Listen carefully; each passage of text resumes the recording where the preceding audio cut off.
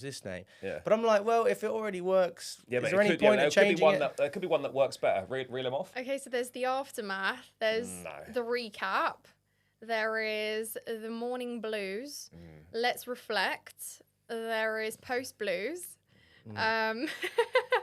What else is there? Wise owls. The wise owl. Yeah, I'm pretty sure that one's going straight in the bin. Yeah. Lewis is like, I'm not a wise owl. Wise owls. How can The blue cast. That's like really similar. That sounds like something a bit X-rated. The blue cast. Blue You probably shouldn't be cast. doing that. Yeah. The blue Okay, cast. I think Does that's sound a it. bit Sorry dodgy. if I Yeah, missed we're doing out an your OnlyFans. suggestion. Yeah. Hey, listen, you're Thanks, going to have to everyone. subscribe for this show soon. Let's put it like blue that. cast coming Girls. soon. Yeah. Goodness me. My goodness. Let's talk about Southampton, guys. First of all, big up to everyone. Lewis, you're back. Woohoo. 2, well, not in a row, but still 2. We'll take it. Got Nina and Charlie in the studio as well. As I said, guys, we are going to keep the show going. People seem to be enjoying it, which is good. So thanks for watching, if you are.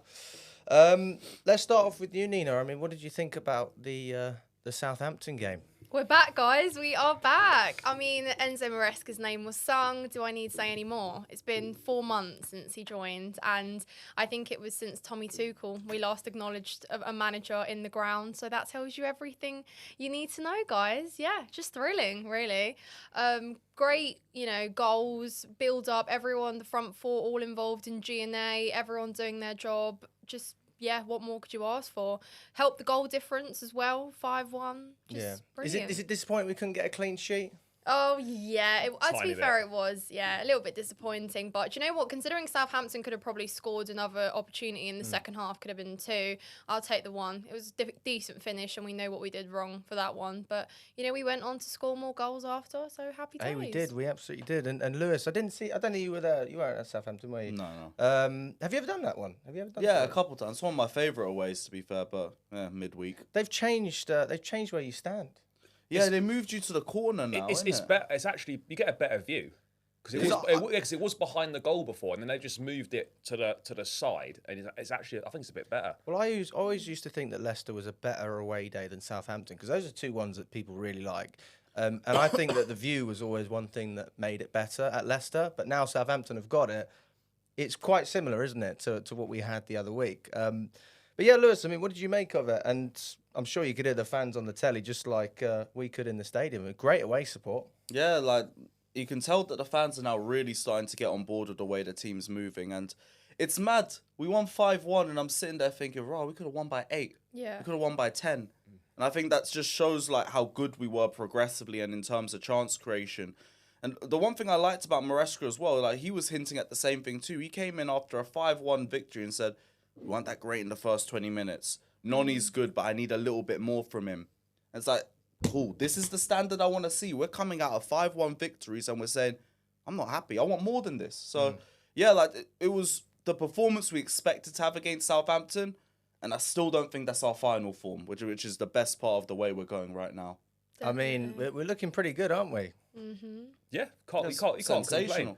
I mean, like 7 changes. I mean, when he saw the team, we knew there was going to be changes. 7 changes. I thought We did not expect that many. I wasn't concerned, but I was thinking, is that too many changes? It is still a Premier League game. I know they're bottom of the league and stuff. I do think we kept a decent core, though. Yeah, Cucurella, Caicedo, Enzo. Yeah, we did. I mean, 4 players kept their place. Obviously Palmer, Cucurella, Enzo, and Caicedo. So, yeah, there was still like a good sort of mix in there. But I don't know. I was a little bit. I wasn't bothered about the attacking changes. I was a little bit concerned about switching out both centre backs to Sassy starting at centre back for the first time in the league. But actually, do you know what? They've done reasonably well. And if those players can't play well against the Southampton team who don't score that many goals in the bottom of the league, then that reflects pretty badly on them. So that was maybe the only. Maybe a little bit of doubt. Should we have 7 changes is quite a lot to make, but it worked out fine. And if that's why we've got these options, and this is the perfect time of the season to be using them. And I think it goes to show that we have actually put together a decent squad. The recruitment actually they do sort of have an idea what they were doing, and this is going to be the time of the season where you're going to really see the benefits of having the options that we have. 100%. I mean, when I saw the lineup, I was pleasantly surprised, actually. I was pleasantly surprised. I mean, I didn't expect to see Palmer in there. I thought he would have been rested. Jorgensen starting in the Premier League. Yep. He had another good game too. He did. He made a Good really, saves. really Yeah, good really save good in the saves. first half. I don't know what the score was when he made that save, but it was really good. Like 1-1 or 2-1, something like that. Still in the balance. Even Disasi, because I wanted to say, like, I'm glad we saw him play at centre-back. Because I think his stock's just gone in the bin this season solely because we've always played him at right-back. And he constantly gets cooked because he can't handle the wide areas.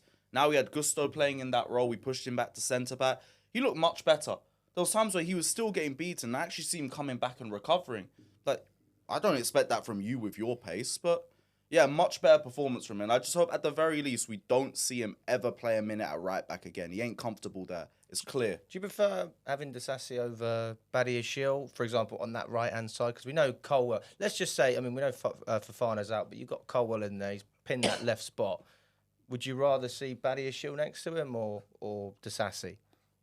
I'm not sure. Like, I feel like I'd lean towards Badiashile just because I think he's a bit faster, but I don't know. Disasi's good defensively. I think he's very underrated, and it's just solely because he's not really the most agile or the fastest. But with Badiashile, there's always going to be the question about whether two left-footers can play together, and I don't see why not. Well, they do it all the time with right-footed. Exactly. I mean, Rudiger, he played on the left, didn't he? Yeah, so like, why can't we at least try with left-footers? So I think it's going to be Badiashile starting. Yeah. Because like, he didn't play on Wednesday. We might be resting him. I ain't got no problems with that. Yeah, I would say it also makes more sense to back Badiashile over Disasi. He's 3 years younger. He's got a lot more potential. He's got a lot more of improving to do. Whereas I know Disasi's only 26, and that's not exactly old, but I don't know how much better Disasi's actually going to get. Whereas with Badiashile, there is the potential for a considerable improvement in him. He's got that passing, which is really useful for the way that we build up from the back. I'm not saying Disasi can't pass the ball. Of course he can, but he's not really. I wouldn't say he's cut out for that style of play. Badiashile seems to be trusted more. Yeah, I like think if you use the Leicester game, for example, like they were using him to break the lines consistently. So yeah, I think there's more potential in him, and like if you're Chelsea, you're better off backing Badiashile than you are maybe a Disasi. And I just think Badiashile maybe didn't play because he's going to play Sunday. So you think he'll start against Spurs? Well, I would expect so, but then I didn't expect Disasi and Tosin to both start on against Southampton. So you would think Badiashile starts against Tottenham, but I don't know. You couldn't rule out a Tosin start. I don't think Disasi plays, but I wouldn't rule out anything. To be honest with you guys, Maresca will continue surprising us. Bring on Tosin. Bring on Tosin. But I think you never know because it's been so hard to predict his lineups recently. Like he surprised me pleasantly against Aston Villa because he set us up so attacking minded, and like previous managers haven't done that. You know, we've always seen. Do you guys remember when we set up against Real Madrid with, like 2 or 3 attackers on the pitch? That was Lampard, and he played one attacker. But just to give you an example, And we were 2 goals down. PTSD. We were 2 goals down from the first leg, and you see the team, and there's one attacker in there. Yeah, we had 3 defenders. Enzo Maresca, you have saved my life. I swear down. Put a sad instrumental thinking music over this. Yes. Just to reflect.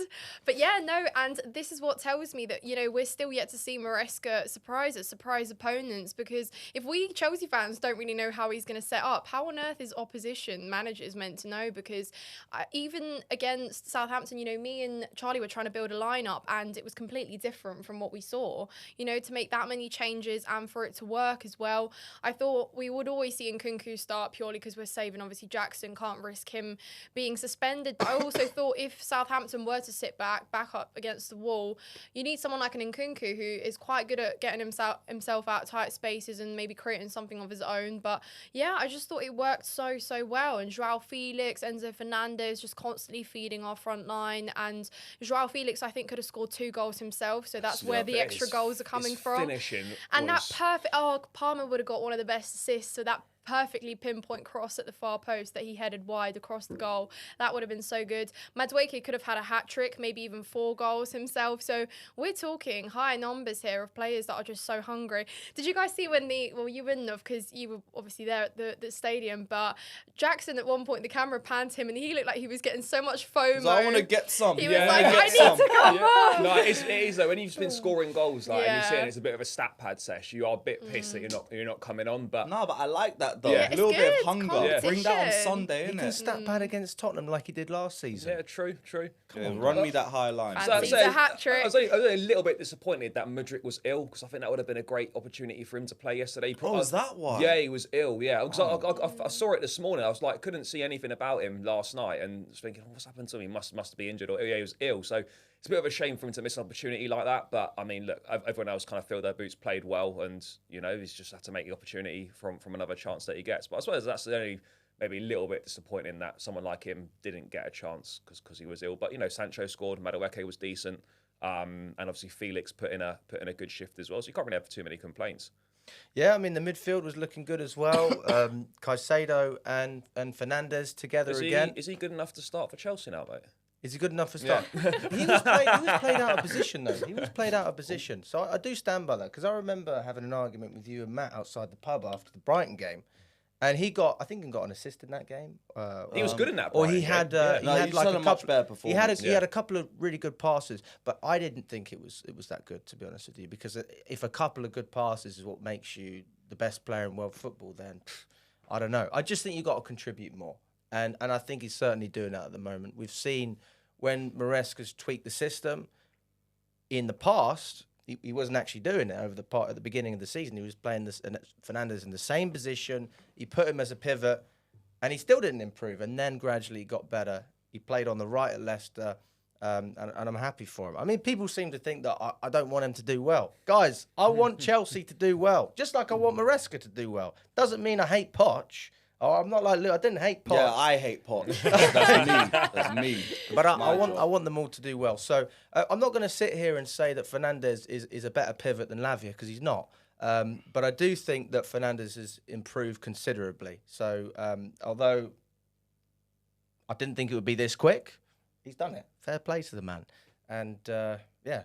I do think like maybe it's just he's finally come back from the hernia injury because I've clocked the last few games. I think he's covering single. a lot more. That's what me and Charlie said. He's single. Hey, Jofe You're Fernandes, I hear that it. narrative too.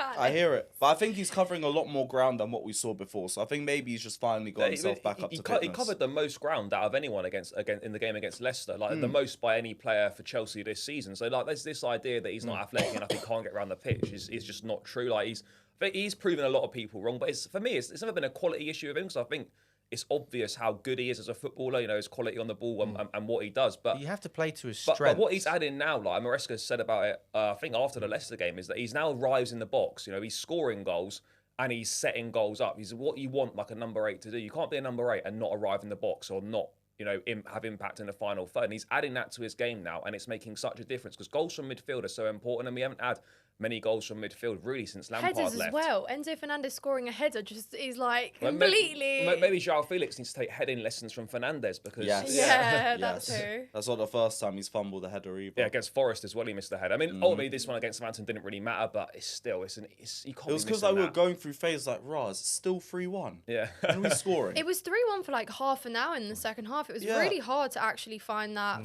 fourth goal. I mean, legitimately, it could have been 8, 9, or 10. We had that many chances. Yeah. Who was the best player?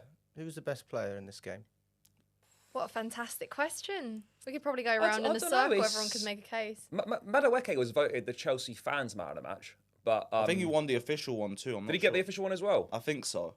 Yeah, he might have done. I thought he had a good game, and obviously he was out of the team, and rightfully so against Villa. No, it was Malo Gusto, wasn't it? Was Gusto man of the match? Gusto won man of the match. I think so. The official man of the match. Let's have a look. Swear down. Because Madueke was definitely the fans man of the match. Because you don't even know what man of the match Maybe is. I gotta watch the match back. That's crazy. But Madueke was. I thought he had a good game. He responded well. It's a well taken finish. It's what he does. He cuts in from the right. He puts in the bottom corner. We see him do that finish. And no, it was Madueke. He got and obviously he set one of the goals up as well. So.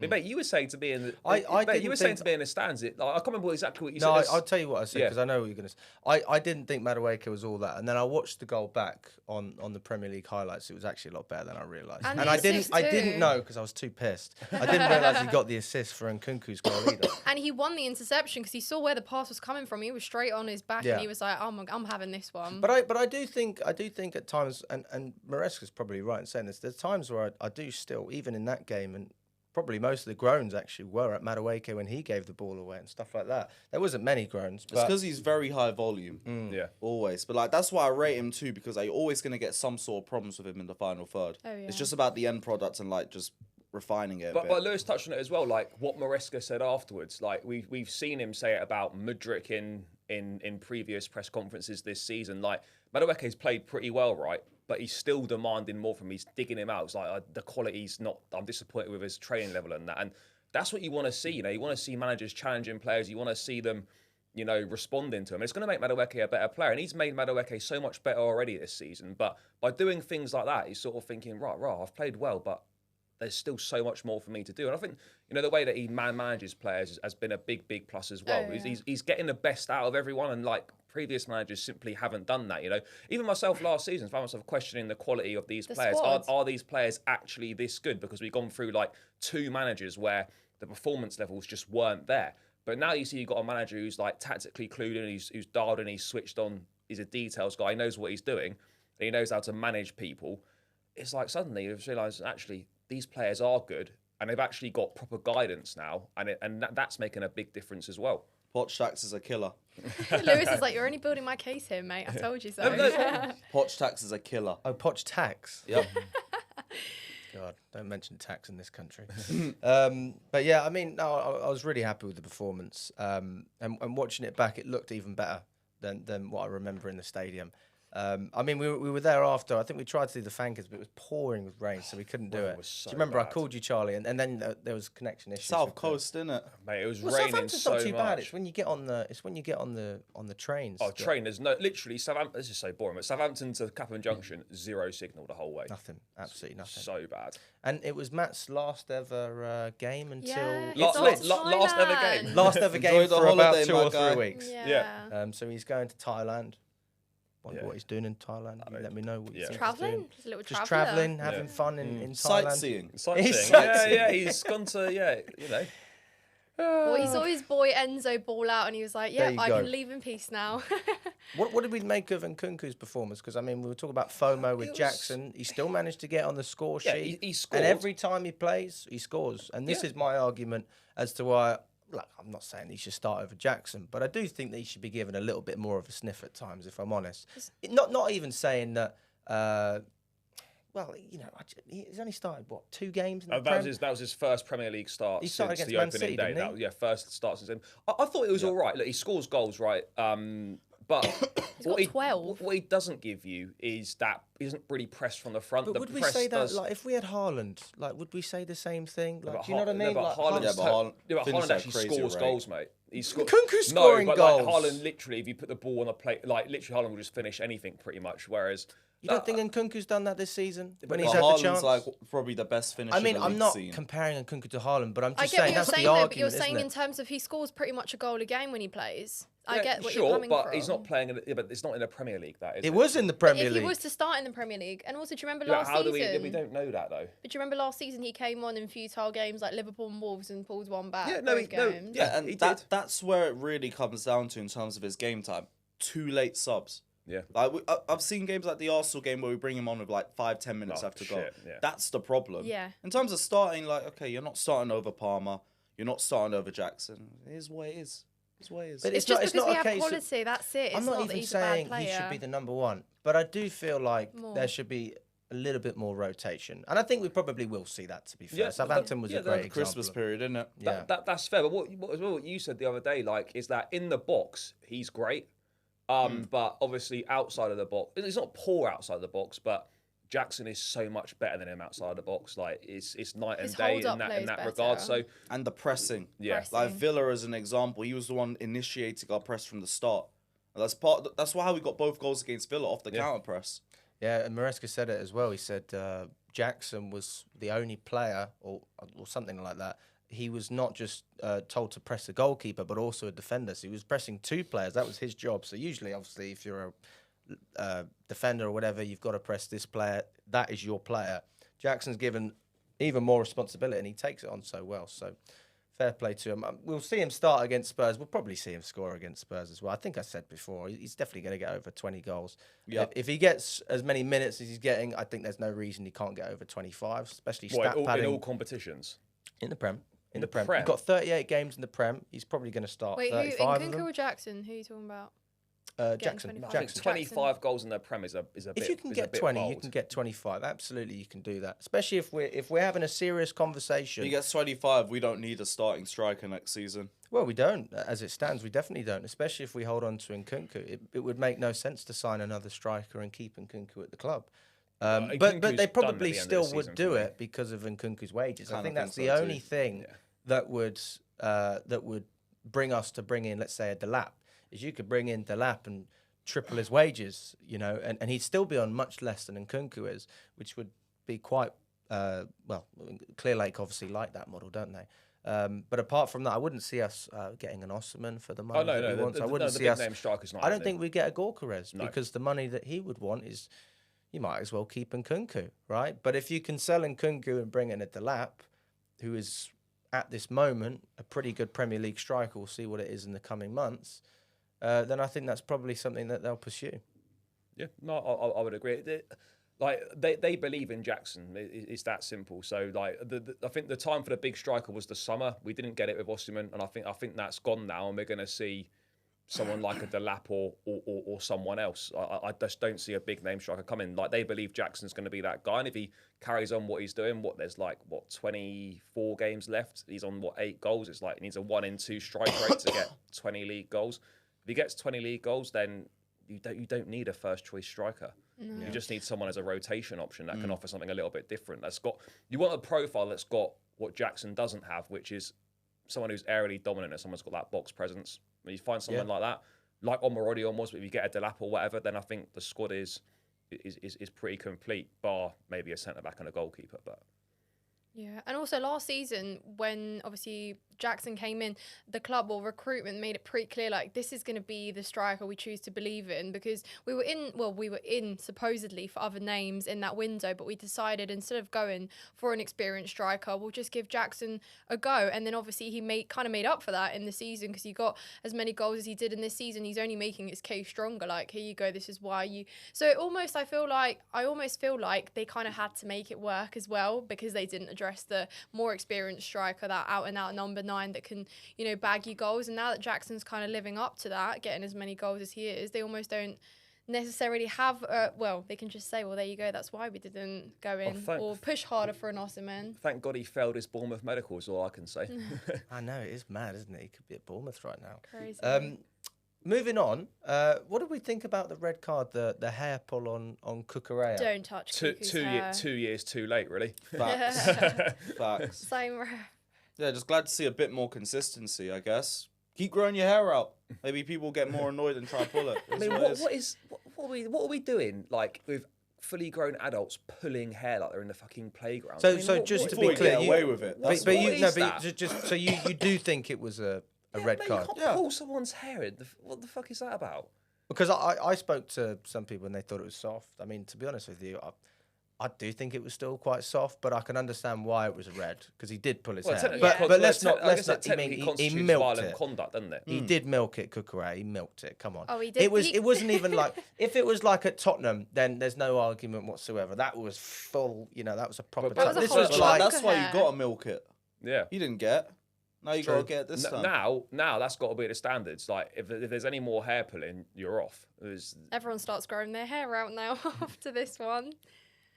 But yeah, it was a red and it was stupid. But have you seen how Southampton fans have reacted to that? They're outraged with Stevens. Like, they are not happy with him. Oh, they're not happy? I haven't seen what they've... Who would be happy with any of the Southampton players? And that's a big letdown. And lead by example, isn't it? In hindsight, 5-1 after that, you know, of course you're going to point the finger and say, you because should here's the know thing, better. like before that red, like they were kind of still in the game. They were still like progressing the ball well. They were had a bit more of of a it as well in the cutbacks. first 10, 15 Yeah, minutes. and they kept testing Jorgensen.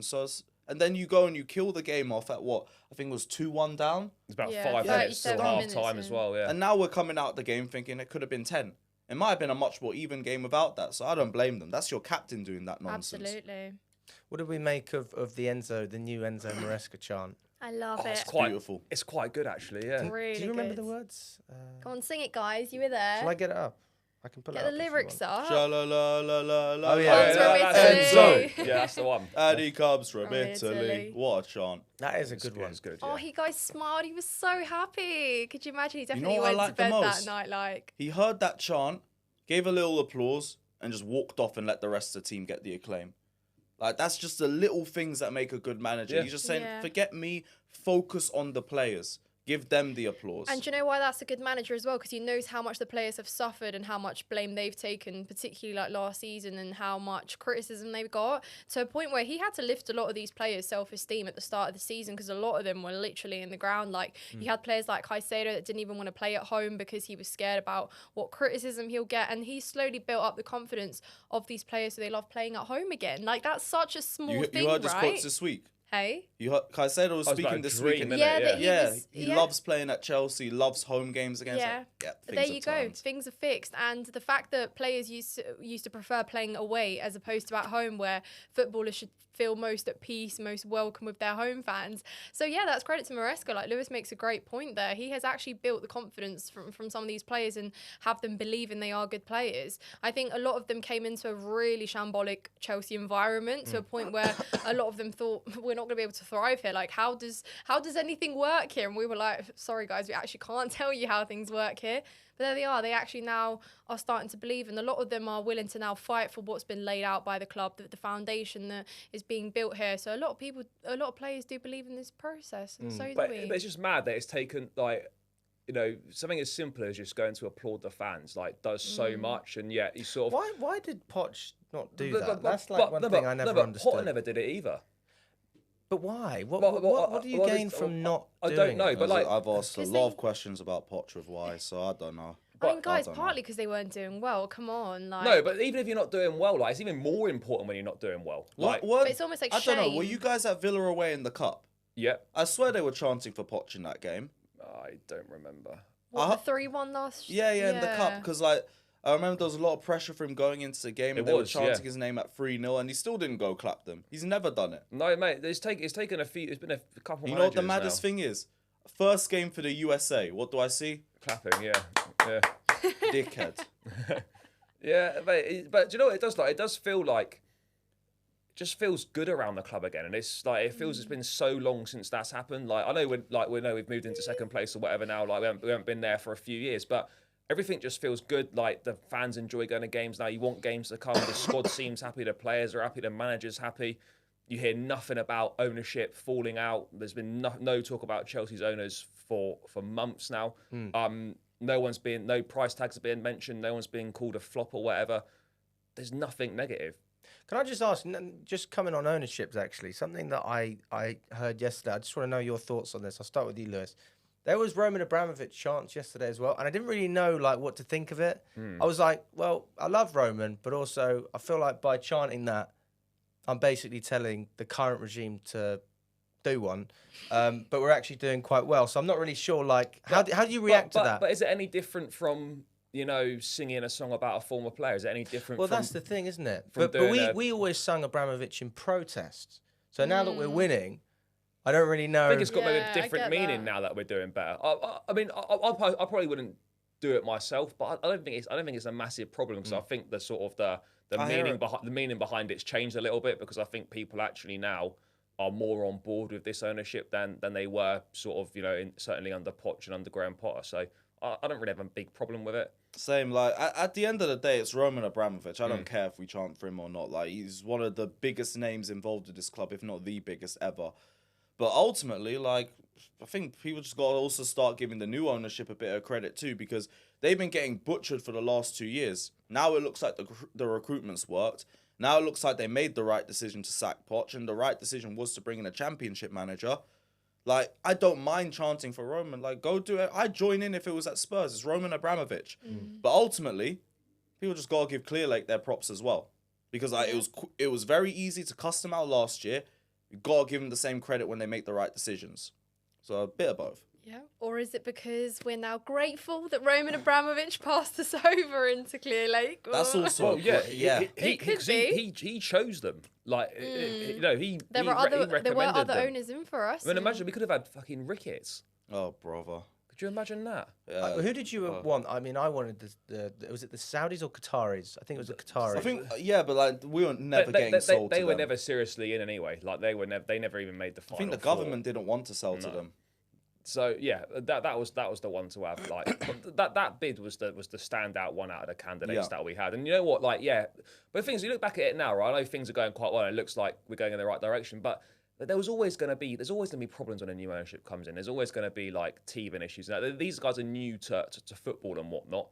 You know, they're gonna make some mistakes. They're gonna get some appointments wrong. Some of the recruitment's not gonna be the best. But as long as you learn from those mistakes and you can show signs of improvement and progress, and that you sort of now are understanding how things work and what you're doing and what the plan is and whatnot, I sort of look at things now and I'm much more trusting of what's going on. You see us link with a player that, you know, you might not know too much about. Instead of going, why are we signing them? You're thinking, actually, you know what, the scouting's been pretty good.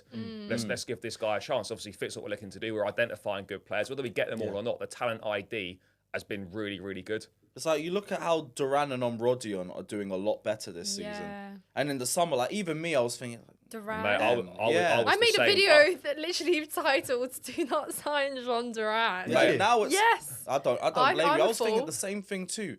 So now it's like, if you want to go for Delap or if you want to go for some random I've never heard of, go do it. I don't care. Yeah. It's worked already. And I've happily, take that back. Fair play, Duran. I literally had a tweet as well. Surely Duran is not coming on and scoring a goal. He came on, he scored a goal, won a game, and he's done that a few times. Here we go, and I was like, why him? Yeah, well, I hope you do well, but why you? I was a little bit. Do you know? I mean, look, it would have been more beneficial for us to sign him than a Felix, for example. But you know, we are where we are. But yeah, I think there's a lot more trust in decisions that are being taken now, because you can see the evidence on the pitch, and that's what it's all going to come down to. As long as you're doing well on the pitch, people are prepared to just leave any issues they've got with anything by the side, because ultimately all that matters is getting the points on the pitch, and we're doing that right now. 100%, and I do think that Clearlake and Bowley, that regime, they do deserve more credit. Although I certainly don't trust Clearlake. I don't think I'll ever really feel, because they're not even using their own money. What they're essentially doing is that they're an investment fund and they're trying to increase the value of Chelsea so they can sell it. I mean, that is... Just, football's a business at the end of the day. Yeah, even though I don't mind that, because Chelsea has to be successful to make a profit. Yeah. No, you're absolutely right. But I mean, I could never personally... Like, how could I... what's the word? How could I appreciate someone that I know is just using us as an asset? Well, you could say the same about Bowley, but actually I disagree with that, because Bowley actually puts his own money in. That's the first thing. Yeah. And he has a track record of winning as well. So half of the ownership, I really don't know what to think, and the other half, I don't have too much of an issue. No, as long as we're winning, I don't really care where the money comes from. No, of course. I mean, it's just going back to what I was saying with the chanting, and then your thoughts on the ownership as well. But I mean, we're in a much, much better place than we were a couple of years ago. I think that really it's like renovating a house. If a house gets left alone and you don't worry about certain parts of it for a while, eventually you just have to rip it down and rebuild it. And that's what's happened. And we fell into the pit. Expensive house, this one, really. Hey, listen, I don't know where it's in West London, isn't it? It's going to be expensive. But yeah, we have absolutely rebranded Chelsea. We're totally different to anything I would have seen under Abramovich, and we still have a lot of the things that we loved under Abramovich as well. I thought that with all the sales we were making, we were never going to promote youth. We still have players coming in. We're still looking to invest and spend, but it's just not with that we need to win now mentality. We're looking, even if you ask Maresca, what's the goal here? He says, well, I wasn't given a goal, just make Chelsea good in the next 5 years. And that's all it is. So there's not really much clarity. No targets till March. Is that what he said? No, there was a Telegraph article that came out this week. No targets till March, and then they're going to look at where Chelsea's at. And if we're in a title race, then they're going to acknowledge it. If it's a top 4 race, then they're going to acknowledge it. But even in terms of him having no target, it's like, no, top 4 is your target. You're just not saying anything. And I respect that. Clearly it's working. But no, there is a target. And how wild is it that in March, like last season, our target became trying to qualify for any form of Europe, obviously Conference League. Drove me nuts. With we the go domestic from top cups. 4 to top 6. Whatever. But yeah, feels good, guys. Is anyone else like really giddy and emotional about how fun this is? How well do you think we could do this season though? Because obviously, there's still a long way to go in that. And oh, here comes negative Nancy. No, we did our gym show, didn't we, Charlie? Yeah. And I said 5th, and I can't remember what you said. I still thought we'd get Champions League football, but I thought we'd scrape at the start of the season. But what do we actually think is possible though? Because obviously it depends. There's still a lot to go over the season and that. But you sort of look at what we're doing, and I don't think. I mean, City will come back and they'll they'll put a run together to buy some players in January or whatnot. But I think the top 3 is possible. Same. I got a lazy eye at third, just like watching Arsenal, because I think City. I'm with you. They're gonna come back sooner or later. Arsenal don't look great. They don't look great. And maybe if they keep dropping points, we could look at third. But for me, I'm not really looking at more than top 4. No, I agree. Me too. I think we're all on the same page for that. Alex? Well, I said 5th. I said 5th at the beginning of the season, but now I would definitely say top 4. I'm still not necessarily convinced by the title charge. I mean, I almost convinced myself during the match yesterday. I was like, oh my God. Because we keep doing these chants about Liverpool. I'm like, Rachel, the reason we're doing these chants is because we're catching up. But yeah, I mean, I don't know. It's going to be difficult. We've still got the rest of the season and stuff, and we're going to see how Maresca, like what happens when we do kind of face challenges and adversity. Because let's be real, there will be games where we're going to drop points, guys. Like as much as I love to think we're going to win every game, we won't.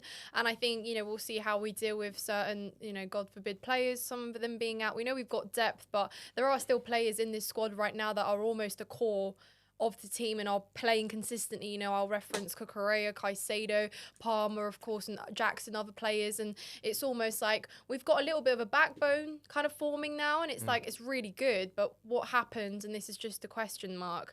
So there are certain things down the road that could like trip us up, and it's how we deal with it. I think if anything, that's where Maresca probably earns the 150% trust of fans to see how he deals with that and how we overcome that.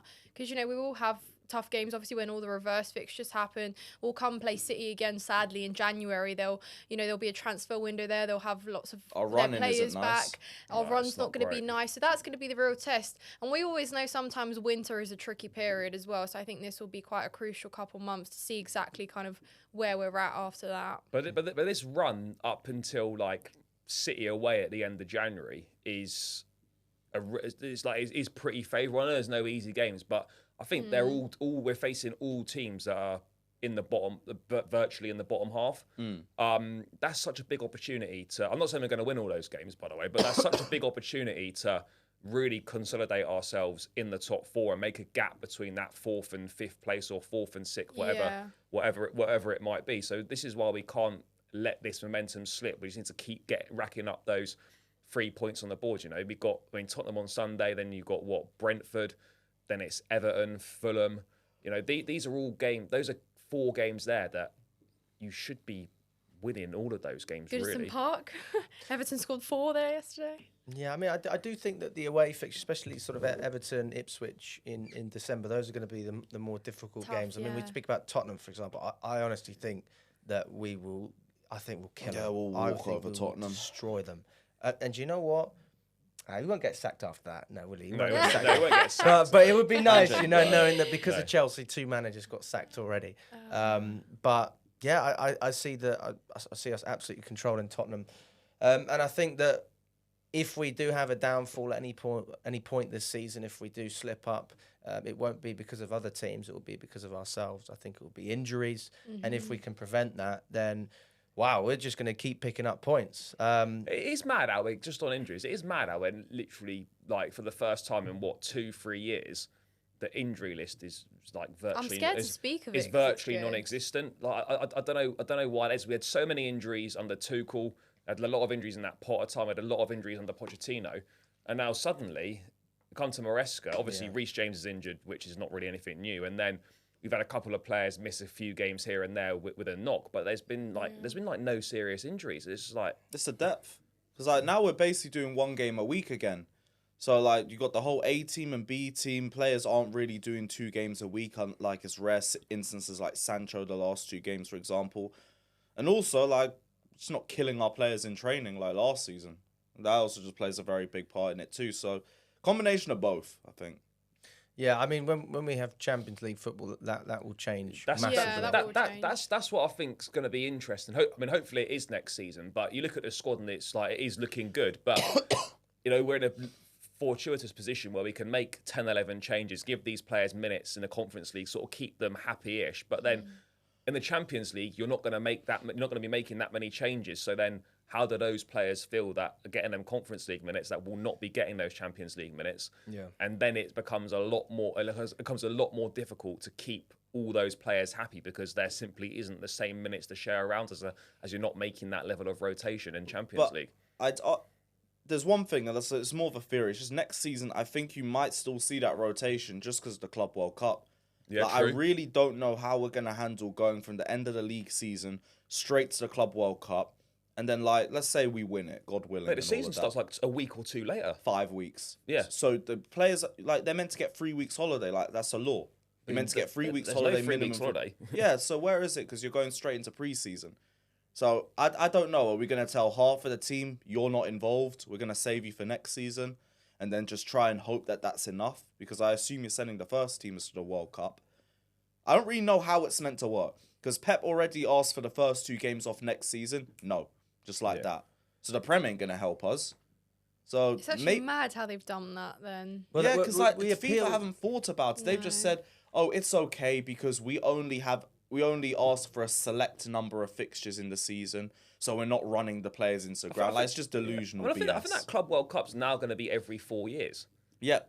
But that's better than it being every single year. I'd rather that. The Nations League should be every 4 years. I don't want to see the Nations League every single year. It's the most pointless competition I've ever been to. And I went when we first went. We played Netherlands. We lost. That was when VAR just got introduced. VAR killed us in that game. And we went to the final. This is how unserious the Nations League is. When Portugal won it, half of the stadium was Portuguese fans.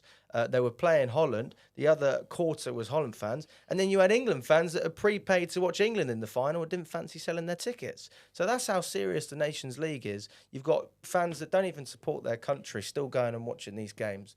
And we've had 3 international breaks already. I think it's the worst competition out there. And FIFA, you can complain about all this stuff as well. I think, UEFA have the Nations League. They're all just greedy. They're greedy.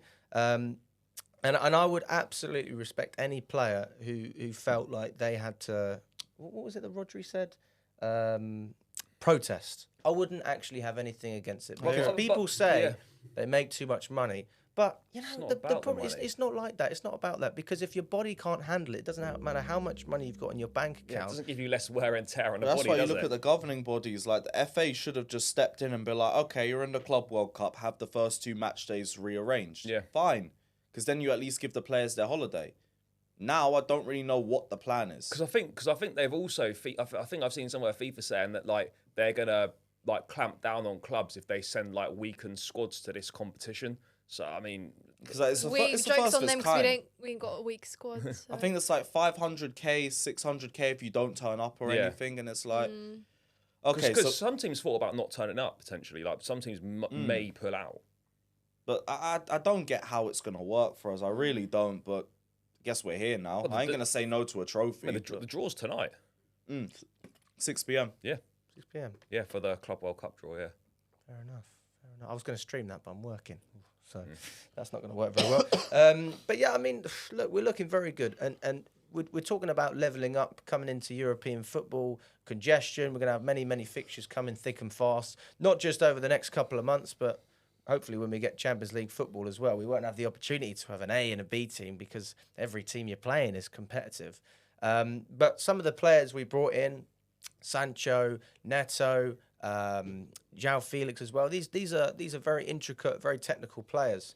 And I think that to just go back to the point of players being unhappy if they don't play, I think you've almost got to go back in your checkbook and say, listen, if Dewsbury Hall's not good enough to rotate in this team, then you've got to get someone who's better than him. And that is how any top club should operate. I mean, we're in a situation where we're still transitioning, but if we're there, we've got to stay there. And Andre Santos is coming back next year. There you go. Yeah. Perfect example. So he would be an absolute upgrade on what we have at the moment. He'd improve the squad. There's many other positions we could look at. Esteval's coming back. The year after that should be Anselmino and Kendry Pires. So I don't even think we should be seeing a lot of transfer activity. I don't. I think the bulk of the recruitment's done now. Any sort of players coming in now is going to be just a striker or whatever, and a centre back and maybe a goalkeeper. But other than that, you're then just going to see. I think. So are you talking about ready-made or still young players. I think it will still be the same recruitment model we've been going down. But yeah, I think the bulk of the recruitment's done now. I think you're going to see in the next few windows, Chelsea are not going to do an awful lot of business. And the business they will do will be very targeted. And then the rest of it will be very much like a one in, one out if they lose certain players and they decide they want to replace them or whatever. So I think a lot of the recruitment's done. That's the good thing for us. Is like we don't need windows now. I know it's fun for us. We don't need windows where we're signing like 5, 6, 7 players. We just don't need to be doing that anymore. It's good fun though, isn't it? It is fun. We don't need it anymore.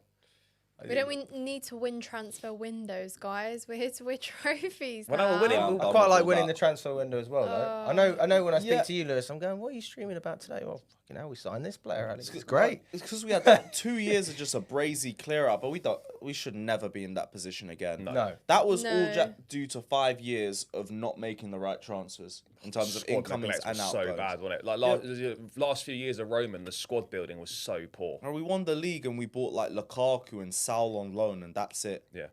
Like every time, like that's always said, that was my only gripe with the Roman era. Whenever we won a major trophy, we just rested. Yeah, the recruitment was so poor. Like look at even City now; they've had 2 years of bad transfer windows. Now they're paying the price for it. You can't ever just rest on being okay. Yeah, that is very true. Just one thing as well, Sancho. We haven't even spoken about Sancho. He scored yesterday. Patted the badge as well. Did Yeah, you see that? very, He's very. a Chelsea fan, isn't he? He's from London. Yeah.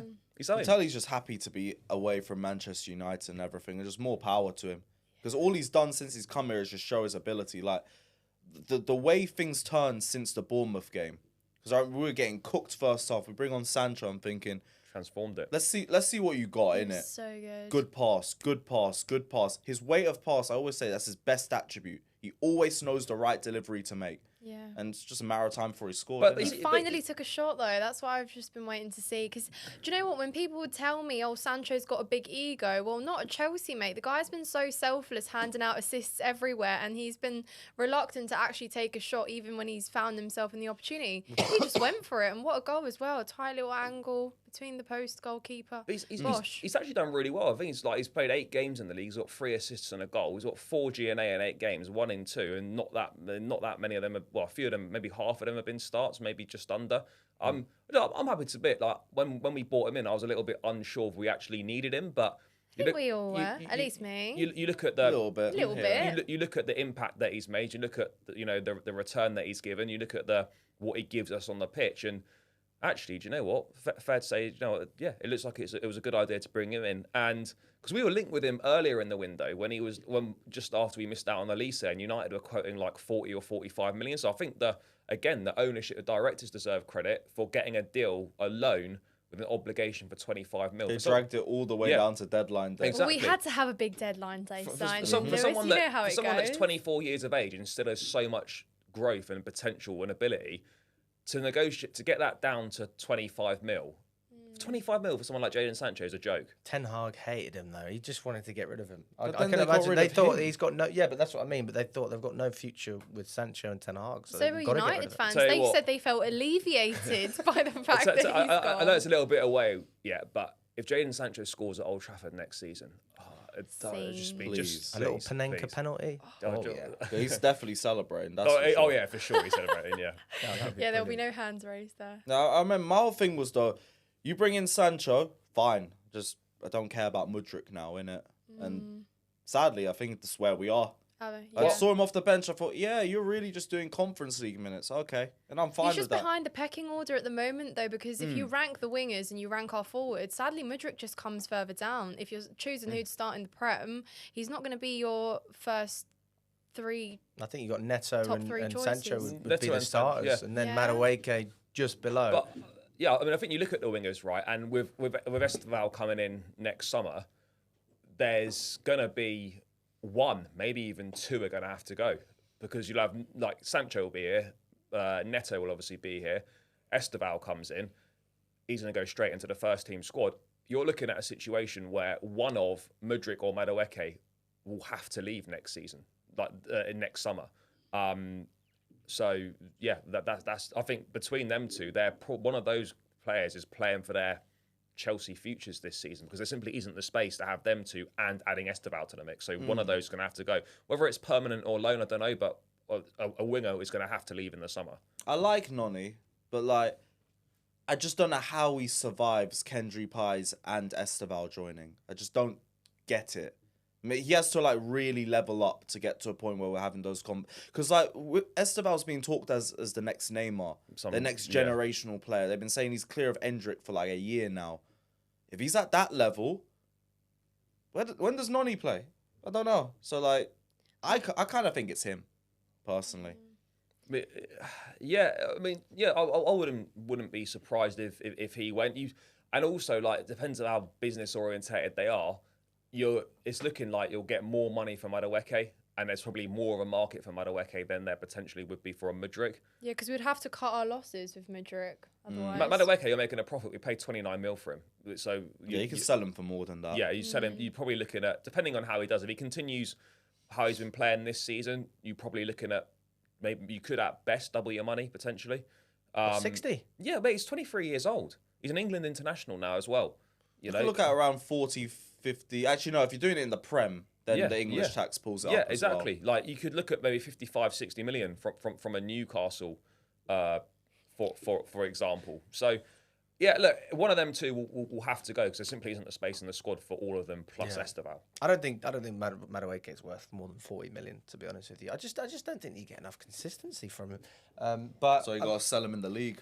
But I mean, we were all outraged. Or no, not outraged, relieved after the game he had against Wolves because we almost sold him to Newcastle, didn't we? We went, thank God we've kept Madueke. Yeah. But. And there were talks about him being among the top wingers in the league at that time, exactly at that time after the Wolves game. But I mean, he has improved. It's like, I like him. Mudryk, isn't it? If you put them on the same kind of level, which I do, because I've been their biggest advocate, so I have the license to say this, I think. They both arrived pretty much same time, kind of raw as well. I think maybe Mudryk a little bit more raw because Madueke had a little bit more experience at PSV. I think we'd all agree. But still roughly on the same page, and their journeys have just been completely different. Madueke has improved a lot more.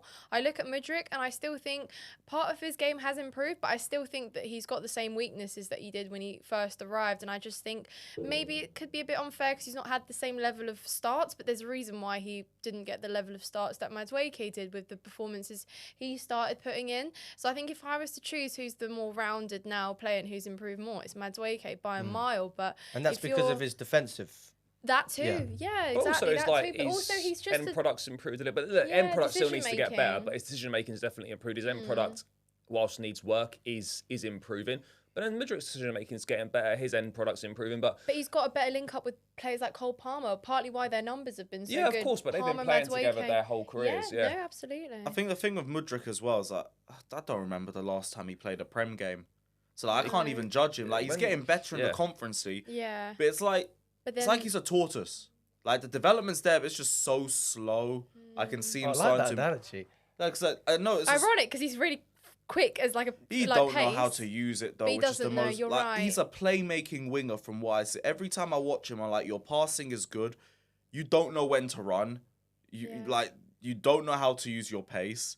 When you get to the right position, you kind of overthink it a little bit.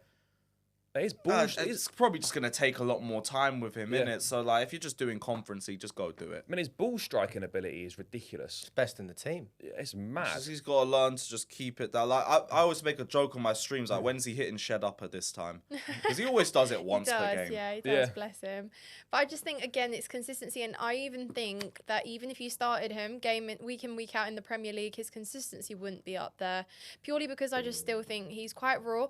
I always think that move to Chelsea was just too quick too soon in his career. It should have been something a little bit more, something a bit more achievable in terms of something that would fit his kind of profile of play, somewhere where he could be coached and actually have the time to make mistakes. Because when he arrived, let's be real, players could not make mistakes. We were so down bad. We just needed players to be exactly, Lewis. That wasn't a cheap player either. And a player that raw should never cost as much as he did. So I do also think there are other external factors to blame. It's not just Mudryk, but also I do look at him and think, okay, it's great that you've done that in the Conference League, but I still wouldn't put my trust to start him week in, week out in the Prem, and that just says it all.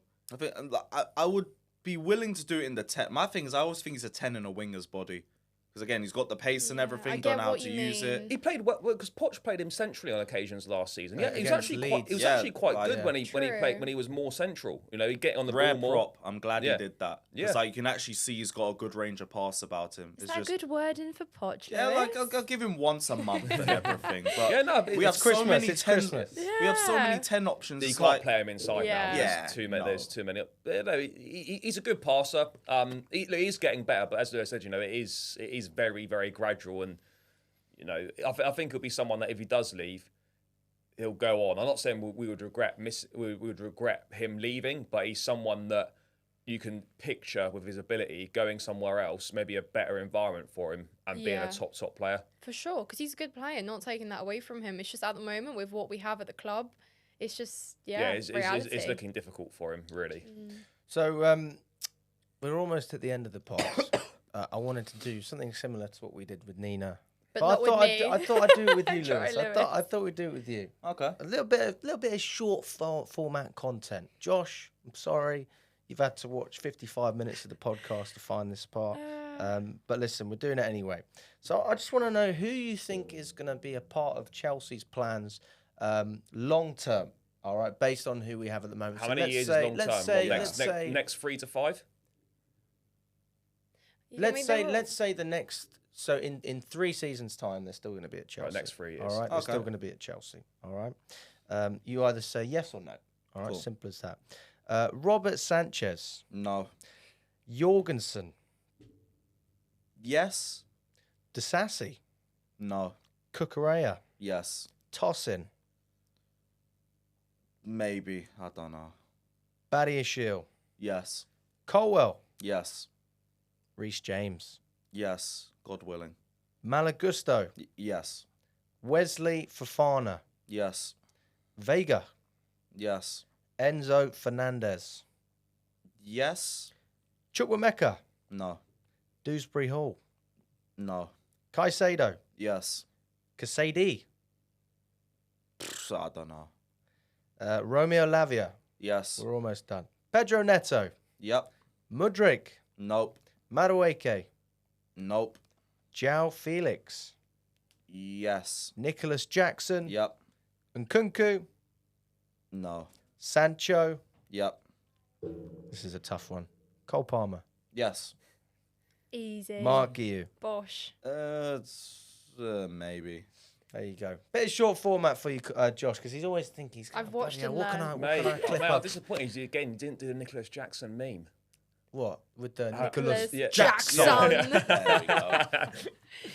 Joker. Oh, but no, I mean, to be fair, like, it reminds me of years ago. I mean, this is before I was even involved with CFTV and everything, like, probably 100% Chelsea days when we had Sarri. And I was just used to coming on a fan cam and it's like, oh, we were great. We were good. What more do you say? It's a very refreshing situation to be in because the amount of arguments, I mean, we stood outside the bridge at the end of last season. You thought Poch was the worst. Scrapped off the Carabao final. mate, there was. Oh my God, yes, I remember. Mate, do you remember Brentford away last year, right, when we drew 2-2? Mate, there was people fucking fighting in the stands when Sterling was coming on. I'd probably fight as well, to be Yeah, fair. because like there was like someone was like giving him abuse when he was coming on, and then someone else was like, "Oh well, what's the point in that? Because we actually need him to do something for us." And they were like started scrapping in the stands. Who would you rather have in your team? Kai Havertz or Raheem Sterling? Sterling. Do you know what's Didn't great? wait for Do you you know to what's finish. great? Right, is that we don't have to ever. I'd probably take Havertz. No one's ever mentioned Raheem Sterling and Chelsea, Yeah, and it's because just like he's it's irrelevant. wonderful, isn't it? Like it's so good. Because We've like Arsenal upgraded, fans aren't guys, even we've doing the gaslighting no upgraded. more. It's not even playing for him. I know we probably wanted to play a little bit so we can try and put him in the window for someone and maybe get a little bit of money back for him. But it's just like big decisions like that. I never thought. I didn't really think whether it was Maresca or the owners, whoever it was. I didn't think they'd make that decision. I thought it would be difficult to get rid of him, but you know, they just. I think it was the owners. They've just done it. Yeah, I think it was the owners. As soon well. as Neto came in, Yeah, you're out. You're out. Immediately. And that's great. That ruthlessness. Unfortunately, it might seem a bit harsh, but end of the day, it's his top level Now, sport. Sterling can and- hold that. Man yeah. dropped a statement an hour before the City Yeah. game. Hold that. I think we're saving 100 grand a week, even though we're spending I forgot about that 225 grand. statement. Oh We my are God. still saving £100,000 not having Sterling at this So club. honestly, Guys, can we end this on a positive? He was the only player when I went to Cobham. I refused his signature. yeah. I don't Wow, want your you're hard. signature. No. I did. I had. No, you know what? Stand on business. I hear Mate, it, no. man. Fair enough. I feel a way about Sterling as you do about Havertz. So I I can understand. Well, we don't have understand. to You can worry about him shake anymore. He's hands never going on to wear a that. Chelsea shirt again, so it's fine. There you go. Happy days. Well, listen, also a big shout Way. out to Omely as well, our sponsors. If you don't know who Omely are, it is basically an app that is just for football fans. You may go on Twitter Spaces, you might watch live things on YouTube. Omely is where football fans can discuss football with whoever it is. You could be speaking with someone from AFTV, an Aston Villa channel. It could be us on a Chelsea channel. So we do shows on there every week. We'll try and do a review for this show as well. If you haven't already, download it. There's a link in the description. Guys, it is the end of the pod. Thank you so much for jumping on. Just a very, very positive outlook on Chelsea at the moment. So big up to Lewis. Thanks for coming on, my friend. Come on. Nina, Charlie as well. Guys, check out their channels. They'll be in the description. And we will see you at Tottenham. Up the Chelsea.